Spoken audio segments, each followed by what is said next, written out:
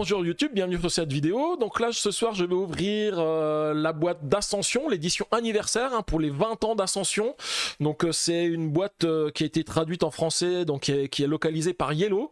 Et c'est une première pour ce jeu en français parce qu'on avait déjà des versions françaises de Ascension. Alors bien sûr c'est les 20 ans de Ascension, mais cette version là n'a jamais été traduite en français puisque à l'époque Marabunta avait commencé directement par traduire les extensions suivantes d'Ascension, mais celle-ci n'avait jamais été traduite, donc c'est la première fois qu'on le voit. Alors je sais pas par contre si elle contient que la boîte de base ou la boîte de base plus l'extension, parce que à chaque fois pour Ascension ils font une grosse boîte suivie d'une petite extension, et puis la fois précédente ils recommencent avec une grosse boîte plus une petite ascension, plus une petite extension, et ainsi de suite. Donc là on va découvrir celle-ci tout de suite. En tous les cas, n'hésitez pas à laisser un petit pouce bleu et des commentaires, et on se retrouve à la fin de la vidéo. Donc voici la boîte, l'édition des 20 ans de passion. Donc la boîte, j'étais surpris parce que la boîte, eh bien merci beaucoup Dice66 pour le follow, merci beaucoup. La boîte, je vous cache pas que j'ai trouvé très petite. Alors juste pour vous donner un titre de comparaison, donc là vous avez la boîte de l'édition anniversaire. Je vais vous montrer les boîtes d'origine. Voici la taille qu'elle faisait. Donc vous voyez, c'est vraiment... il y a une grosse différence. Donc sachant que dans la boîte qu'il y a ici, on n'avait que la grosse extension, on va dire, qui s'appelait Ascension, la renaissance de Vigile, mais moi dedans j'ai aussi rajouté la petite extension. Donc là par exemple on nous parle que c'est un standalone, parce que chaque grosse version est un standalone, et par contre chaque petite extension c'est une petite extension qui ne se joue qu'avec la version de base. Donc là on nous parle de Ascension des âmes déchaînées et Ascension des héros immortels, parce que c'est l'autre boîte, voilà. Alors par contre les boîtes elles avaient le même format à ce moment-là, et là par contre elles sont beaucoup plus petites. Mieux rangées ou bien pièces plus petites? Alors mieux rangées je pense pas, parce que regardez dans les grosses boîtes, juste pour vous montrer en fait, donc dans les grosses boîtes vous voyez il y a beaucoup de vide. Ça c'est dans la grosse boîte, j'ai le jeu de base plus l'extension, donc vous voyez il y a vraiment beaucoup de vide dans la boîte, donc je pense un rangement beaucoup mieux optimisé pour celui-ci. Alors j'oublie pas de re-ranger les éléments qui vont à l'intérieur. Ce que j'aimerais comparer aussi, j'ai l'impression qu'ils ont changé le graphiste et le design des cartes qui m'ont l'air d'être très différentes. Alors je testerai juste avec l'autre Ascension. Je vais déjà enlever les boîtes, on va ouvrir les cartes et puis on comparera après. Allez, c'est parti pour l'ouverture. Alors on fait toujours attention avec le cutter. Hop, de pas. Ouais, il y a des nouveaux dessins, me dit Dice 666. Alors pour ceux qui connaissent pas Ascension, en fait les règles c'est très simple. Je pense que vous avez tous suivi mes lives depuis un petit moment, et puis je pense que vous avez déjà tous joué à Clank. Et donc si vous savez jouer à Clank, vous savez jouer à Ascension. Ascension c'est quasiment la même chose que Clank, sauf qu'on n'a pas le plateau. Par contre la boîte elle est vraiment sympa, je sais pas si on le voit, on a du vernis sélectif sur la boîte. Ah oui on le voit ici, on voit l'ombre noire ici qui est sur la boîte elle est vraiment superbe. Alors c'est marrant parce que le vernis sélectif je ne le voyais pas avant d'enlever la cellophane, c'est que quand j'ai enlevé la cellophane que je me suis rendu compte de la boîte, elle était super bien. J'ai joué à Clank en regardant cette chaîne, écoute voilà, donc si tu as regardé cette chaîne, tu as vu l'élément. Par contre le livret de règles il est pas mal non plus, il est pas mal refait, je vois qu'il est sympa. Donc avec là le plateau du jeu c'est pareil, ils l'ont amélioré, je vous comparerai avec le plateau qu'on avait habituellement, et effectivement le design des cartes a vachement changé. On a plus l'impression d'avoir des cartes de type Magic maintenant que des cartes de Ascension. Le design il était un petit peu différent, je le vois même pour le cultiste ici, qui a l'air d'être très différent. Le graphisme est plus épuré, plus lissé on va dire. Bon je lis pas les règles du jeu parce que de toute façon les règles du jeu je les connais. Ah on nous fait aussi la pub pour Shard of Infinity forcément. Vous savez je l'ai fait il y a pas longtemps en unboxing parce que c'est aussi un jeu de deck building. Donc là le plateau, c'est un plateau en forme de puzzle, donc voilà le plateau central sur lequel on va placer notre rivière. Alors, je vais juste le mettre en place ici. Voilà, on a ici la réserve de points d'honneur, on a la pioche, le néant, et puis là on a notre rivière, elle a l'emplacement pour mettre les cartes de base, donc le cultiste, et puis les mystiques et les guerriers. Alors par contre, le derrière est resté identique, hein. Tu n'as jamais joué ni à Clank ni à Ascension. Ouais mais tu m'as suivi hein, quand je jouais à Clank, Logan, non? Un petit peu. Et Elf, tu n'as pas non plus joué ni à Clank ni à Ascension. Par contre, Soloui, qui aime bien les deck building, puisqu'il a joué à comment ça s'appelle, à Dominion ce week-end, bah, je suis sûr qu'il aimerait bien ce type de jeu. Donc voilà, les mystiques, hein. Je vais les mettre devant la cam ici. Voilà, effectivement, les designs ont été vraiment refaits, hein. Ils sont vraiment superbes, hein. J'aime beaucoup les cartes, hein. En plus, les cartes qu'on achète dans la rivière ici, ils ont mis des bords gris. Ouais, les cartes de base, ils ont mis des bords noirs. Donc on retrouve le cultiste. Alors le cultiste, c'est l'équivalent du gobelin dans Clank, hein. C'est celui qu'on tape quand on n'a rien à faire. Avec 2 points de combat, eh ben on peut le taper parce que bah voilà, c'est le gobelin, quoi. On sait pas quoi faire de nos points de combat. Et ben hop, on tape le cultiste et ça nous rapporte 1 point d'honneur. Donc le cultiste, il va ici, hein, il est toujours présent. Là, on a la place pour mettre les mystiques. Donc les mystiques, ce sont quoi, hein? Ce sont les cartes de base qu'on achète. Elles coûtent 3 à... Enfin, il nous faut 3... alors, je sais plus comment s'appelle la ressource, hein, c'est pas du combat, mais c'est des gemmes, ou je sais plus trop comment ça s'appelle, qui nous permettent d'acheter les cartes. Et celle-ci, elle en rapporte 2.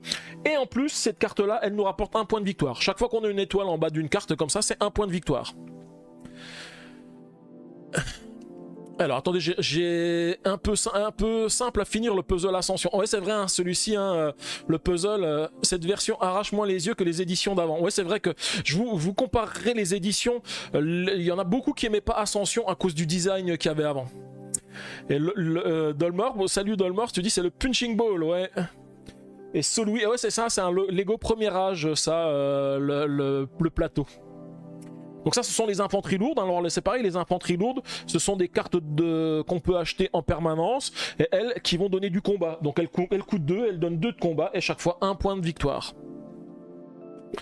Et ensuite, on a nos cartes de base, les apprentis, on en a 8 dans le jeu. Alors ça va vraiment le deck de base, pour ceux qui aiment... Star Realms, c'est exactement la même chose, hein. C'est par rapport au deck de base de Star Realms. On a les apprentis qui donnent 1 point d'achat, les milices qui donnent 1 point de combat, on a 2 milices en main et 8 apprentis, et puis ça c'est notre deck de base, et on part avec ça, et l'objectif bah, c'est d'acheter toutes les nouvelles cartes qui vont être sur la rivière, ou de combattre des monstres. Donc les monstres, bah, les voici les monstres, hein. Je vous montre, hein, un monstre, qu'est-ce que c'est? Bah voilà, celui-ci, il faut 6 points de combat pour le détruire, et quand on l'a tué, on gagne la récompense qui est indiquée ici. Donc c'est gagner 5 points d'honneur. Donc les points d'honneur, ils sont représentés par des jetons, hein, si je vous les montrerai ici. Il y en a un certain nombre dans la réserve en fonction du nombre de joueurs. Alors non, c'est pas un solo, hein, c'est vraiment un multijoueur. On peut jouer de 1 à 4 à ce jeu. Donc moi j'ai encore jamais joué en solo, et je crois que c'est la première édition dans laquelle ils annoncent un mode solo, je crois. Ouais c'est ça, parce que t'avais pas mis ton petit bout, donc du coup j'avais raté. Après avoir pas mal poncé le jeu sur Steam, revenir sur une version vanilla, ça fait drôle, plein d'effets de cartes qui manquent. Ah oui, c'est sûr, hein.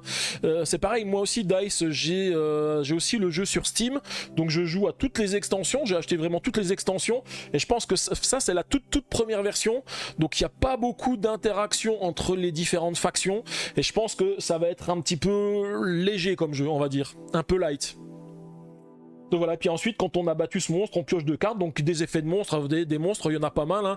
Donc à chaque fois avec des effets différents. On a aussi la rareté des cartes qui est indiquée. Alors je sais pas si elles étaient indiquées sur les précédentes mondes. Là on a la rareté, quand c'est 1 point, c'est une carte qui est en un seul exemplaire. Là le tyran du vent, il a 3 points parce qu'en fait il en existe 3 exemplaires.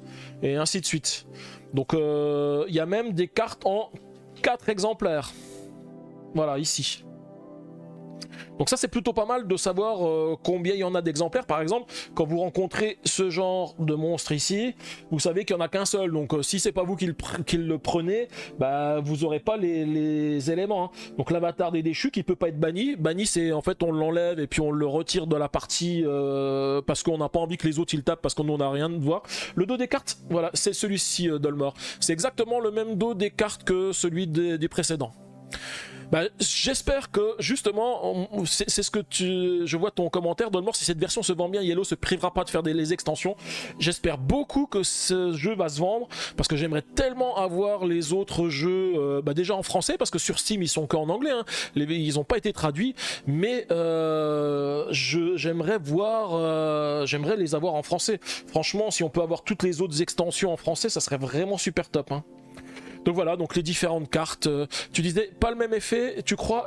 Non, si, je pense que le dos des cartes est resté identique. Je comparerai avec les précédentes que j'avais. Donc voilà, ça ce sont tous les monstres.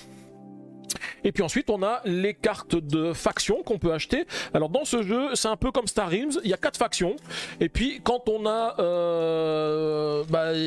des cartes de factions qui sont combinées, alors je dis peut-être des conneries sur cette extension ici, hein, mais on a des effets qui sont combinés. Donc là on a la faction des illuminés. Alors les cartes il y en a de deux types, il y a les héros. Oui, bien sûr que je ferai une petite partie solo. Si je peux jouer en solo, je jouerai en solo à ce jeu. Je l'aime beaucoup, donc je ferai une partie en solo. Donc en fait, on a des héros et on a aussi des artefacts. La différence entre les artefacts et les héros, c'est que les héros, on les joue, une fois qu'on les a joués, ils vont dans la défausse, et puis quand on n'a plus de cartes dans la pioche, on remélange la défausse, on repioche les cartes. Les artefacts, eux, ils restent en jeu. Donc quand on a un artefact en jeu, il va pouvoir faire son effet. Là, par exemple, il dit, une fois par tour, vous pouvez piocher une carte. Donc quand j'ai cette carte qui est dans les cartes avec mes artefacts, et bien du coup, à chaque tour, je vais piocher une carte supplémentaire en plus des 5 cartes que je pioche d'habitude. Et donc là je regardais, non il n'y a pas beaucoup d'interaction entre les factions, hein. Donc on a les illuminés, nous avons ensuite les liés à la vie, voilà, avec des héros liés à la vie. Donc généralement les héros liés à la vie nous font gagner de l'énergie, alors c'est pas de l'énergie, je sais plus comment ça s'appelle, et piocher des cartes, c'est souvent ce qu'ils font, hein. Alors pareil, hein, on a des héros liés à la vie, mais aussi des artefacts. Alors c'est pareil, hein, le visuel il est un petit peu différent entre les héros et les artefacts pour bien les reconnaître. Ça permet d'éviter de se tromper puis de remélanger les artefacts dans notre deck. Parce que si même dos égale compatible avec les extensions. Justement, je pense que c'est pour ça qu'ils ont pris le même dos Dolmor, parce que sinon ça serait plus compatible avec les autres jeux, donc ça serait un peu bizarre qu'ils aient pas pris le même dos. Donc là on avait les héros, enfin tout ce qui était lié à la vie. Ensuite nous avons les mechas. Alors les mechas ils ont surtout une spécialité, c'est au niveau des artefacts mechas. Parce que les héros mecha généralement ils font gagner un peu de tout, du combat. Ils offrent souvent des réductions chaque fois qu'on achète des artefacts ou qu'on achète des artefacts mecha, de type mecha. Et les artefacts mecha, leur principale caractéristique, c'est d'offrir autant de points d'honneur que le coût de leur artefact. Donc du coup, ils sont bien à prendre. Et puis en plus, la plupart du temps, les artefacts mecha, ils se combinent entre eux. Donc là, par exemple, il dit une fois par tour, lorsque vous acquérez un artefact mecha, vous pouvez le placer dans votre main. Donc du coup, chaque fois, plus on a d'artefacts mecha, plus ça combotte. Donc ça n'a pas changé, hein. Pour les mechas, quoi qu'il arrive, c'est toujours comme ça. Et ensuite, nous avons les dernières factions que l'on retrouve. C'est la faction du néant. Donc la faction du néant, c'est surtout la faction qui permet de bannir des cartes. Donc ça, c'est important dans un jeu de deck building, hein. Vous savez que au début, on a des cartes de base qui nous permettent d'avancer sur le jeu, mais elles sont plutôt pourries au fur et à mesure qu'on en acquiert de nouvelles. Et bien là, voilà, on a par exemple un héros du néant qui dit qu'on peut bannir une carte de votre main. Vous pouvez bannir une carte de votre main ou de votre défausse, et du coup ça permet que quand on récupère ces cartes de pouvoir vider toutes ces cartes pourries. Dans Clank on n'en enlève pas trop, il y en a quelques-unes qu'on enlève. Par contre il y a dans ce jeu là il y a beaucoup de cartes qui permettent d'enlever des autres cartes, donc du coup on épure rapidement son deck pour n'avoir que de bonnes cartes. Et après vous avez des pioches, des choses comme ça, vous pouvez faire des super tours avec ce jeu. En tous les cas, voilà, moi j'aime beaucoup les graphismes. Alors voilà, j'ai le reste des mystiques hein, qui sont ici. Et ce qui est pas mal, c'est aussi les bordures là qu'ils ont fait différemment pour retrier le jeu après. Hein. Vous avez les cartes blanches, c'est les cartes du deck de base. Vous avez les cartes grises, ce sont les cartes qu'on a en permanence. Et puis les cartes noires, ce sont les cartes de la rivière. Enfin, je sais pas comment on appelle ça, les cartes de... Je sais pas comment ils l'ont appelé dans ce jeu. Alors juste pour comparer, on va comparer avec un des anciens.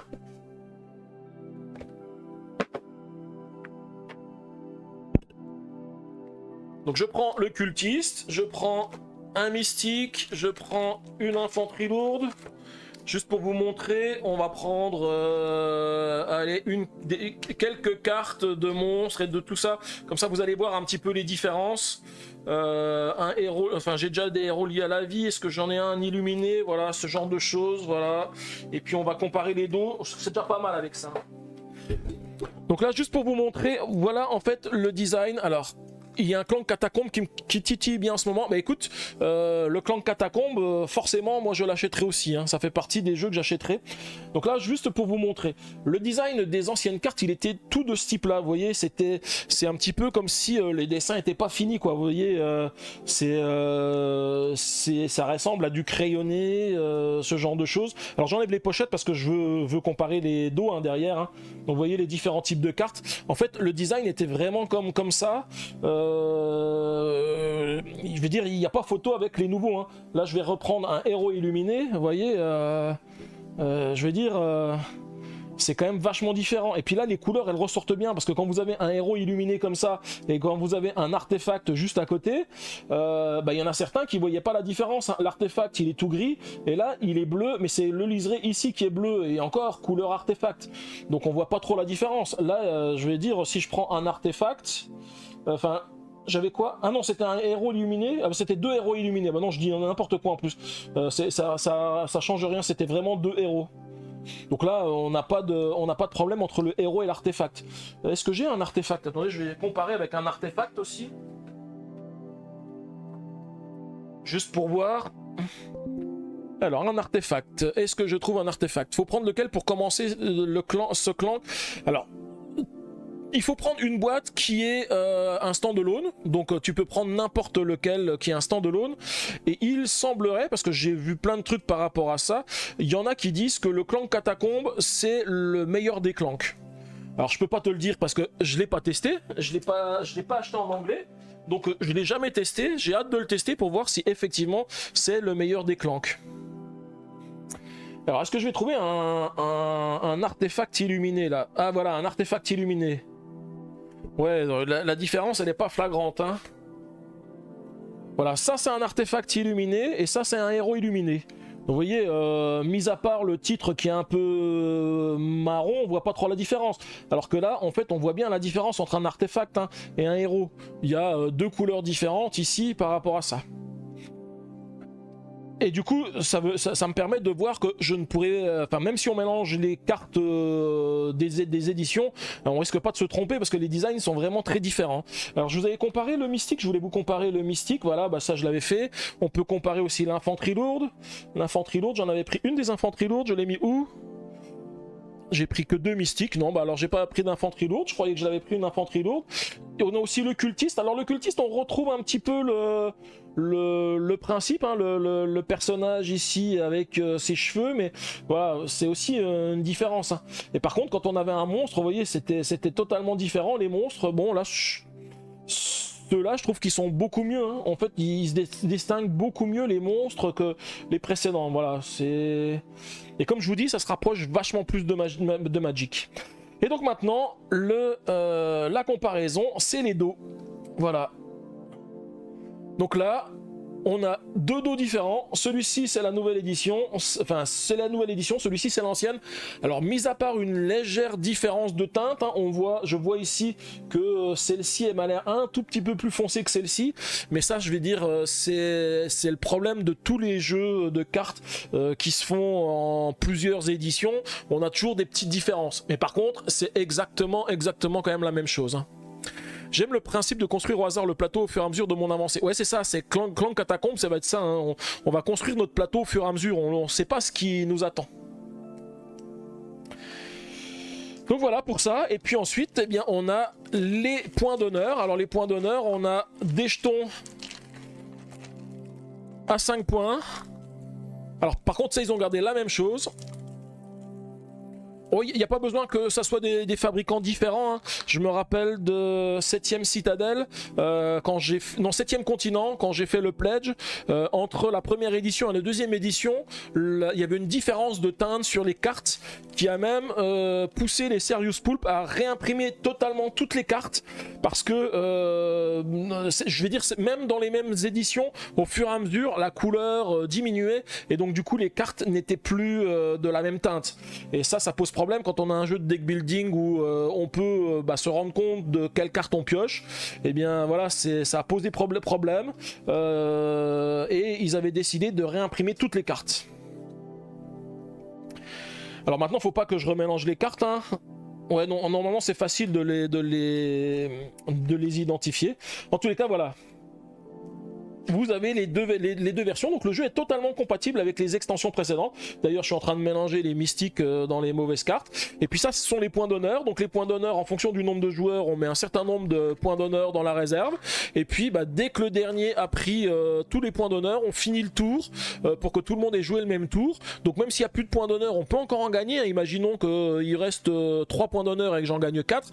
J'en gagne 3, mais j'en gagne aussi le 4e. Alors généralement, ce qu'on fait en fin de partie, comme on sait qu'on va plus remélanger son deck, on prend des infanteries lourdes ou des mystiques parce que ça donne 1 point de victoire, c'est l'équivalent d'un point d'honneur. Donc voilà.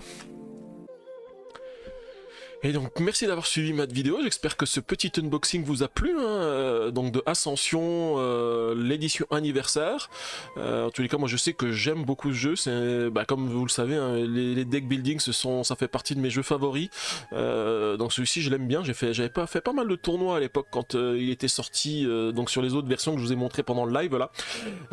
Mais bon voilà, j'ai hâte de pouvoir tester celui-ci. Alors effectivement c'est ce que disait tout à l'heure quelqu'un dans le live, c'est qu'il y a certainement moins d'interaction parce que plus les versions ont avancé, plus il y avait de petits trucs un petit peu différents dans le jeu, donc on risque de pas les avoir parce que c'était la toute première version. Par contre j'aime beaucoup le design et le graphisme de cette nouvelle édition, donc j'espère juste que cette vente va fonctionner et puis que Yellow va se décider à publier et à traduire tout ce qui n'existe pas encore en français pour Ascension. Voilà, en tous les cas, n'hésitez pas à laisser un petit pouce bleu et des commentaires par rapport à cette vidéo. Et puis, je vous dis à bientôt. Merci beaucoup.